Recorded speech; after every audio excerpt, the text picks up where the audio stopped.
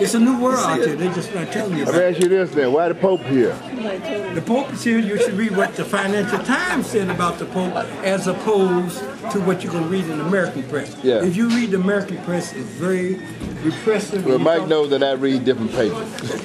You know, I read the Times online if I get it. I get, you know. You read the Sun Times. You know, I read the Asian Times. You know, that's, you know, I'm the Asian Times fella. You know, Japanese. I read the Japanese Times too. Here's the article on the Pope in the day. That's his Bible, you know. Wednesday, that's today. Pope visit to U.S. with focus on split over Iraq. The Pope is opposed to U.S. intervention in Iraq. When is he coming to Chicago? He's not coming here this year. He's not coming. He's not coming. He's on the East Coast trip. Introduced Bob to the Financial Times. Not Buzz Palmer. He said that right there in your face. Now, what you, this So Mike said he was benighted before that. You're not going to hear.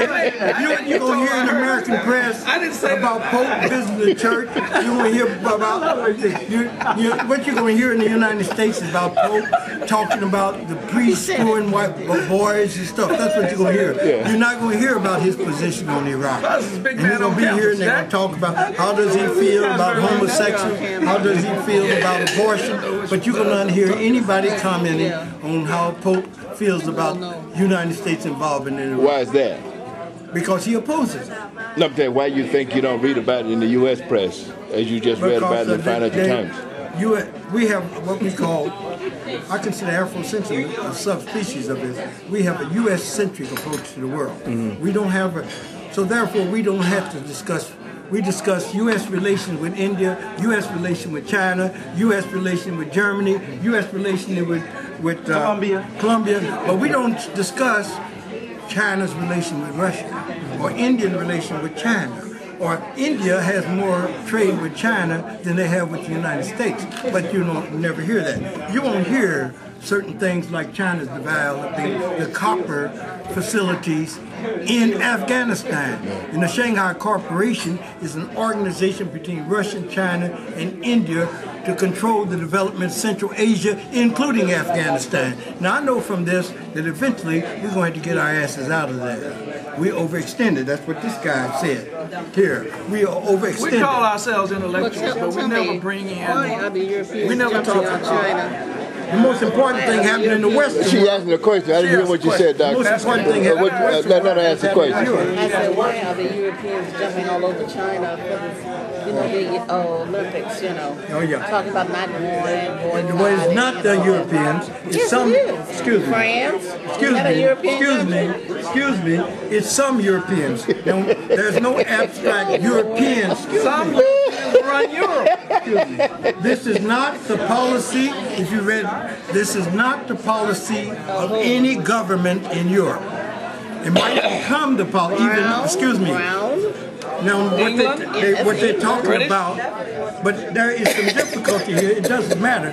The point is that there is politics. One thing about diplomacy is a constant flux of events, ups and downs, day march, rapprochement, coming together, coming apart, going down day march when you go down a path in a different direction.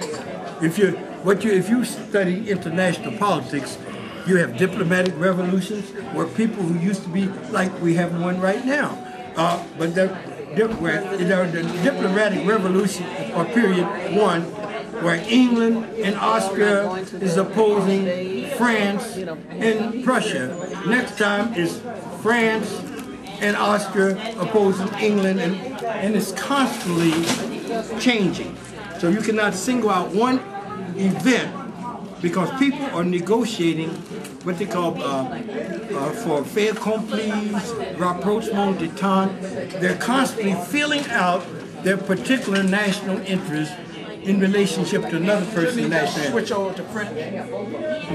Now the thing is, it's a very fluid situation, and what is happening, but I tell you this, what is happening, this is not going to alter. What's more important than the incidents of demonstrations against the Olympic is something that didn't even make the newspaper. The European-Chinese Summit. of 27 European countries in negotiation with China, and Europe at this time has more relationship with China than we have with China.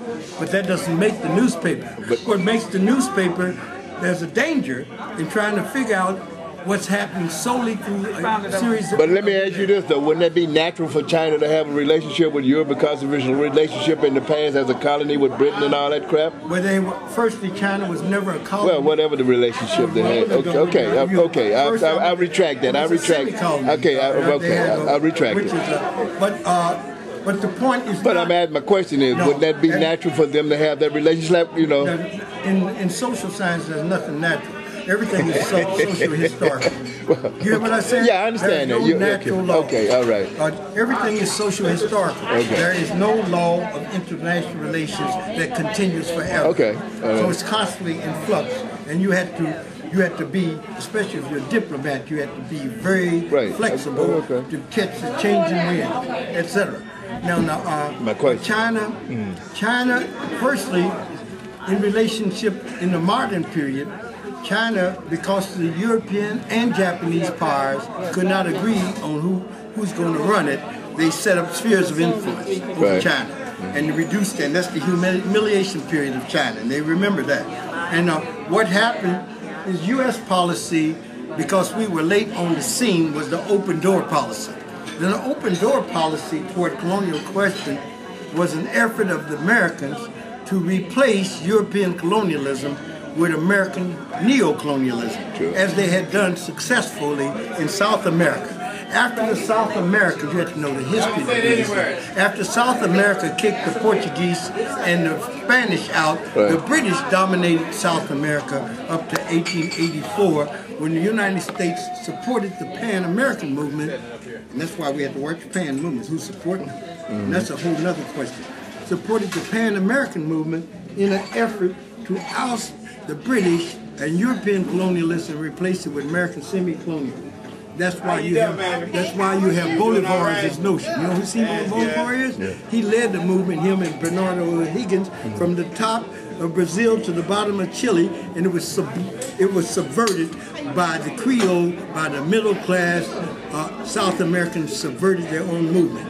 Now, Simon Bolivar in 1826 made a very profound statement to people that the United States, because we were not called America at that time, is going to reduce America into a sea of poverty in the name of liberty. And is that a dead question? No. What Simon Bolivar, and I wrote on this to the professors Ostendorf, what Simon Bolivar did not anticipate is that we're going to try to do that for the planet Earth.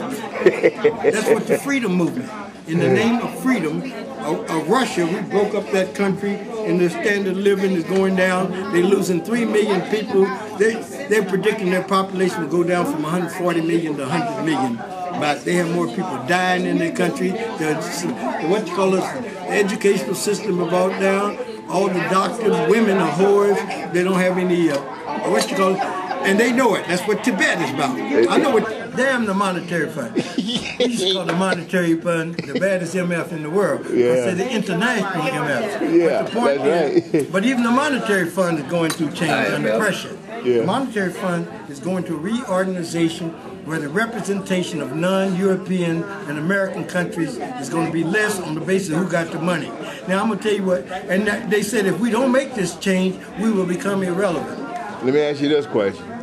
What's going on in Zimbabwe? What's going on in Zimbabwe? That's the complex. You in 1, 2 words or less? No, more than that. I know it's going to take more than that, so give me a few. Zimbabwe is interesting. One thing that and you have to do everything in history. That's one thing. What happened when Zimbabwe got their freedom? They were supposed to.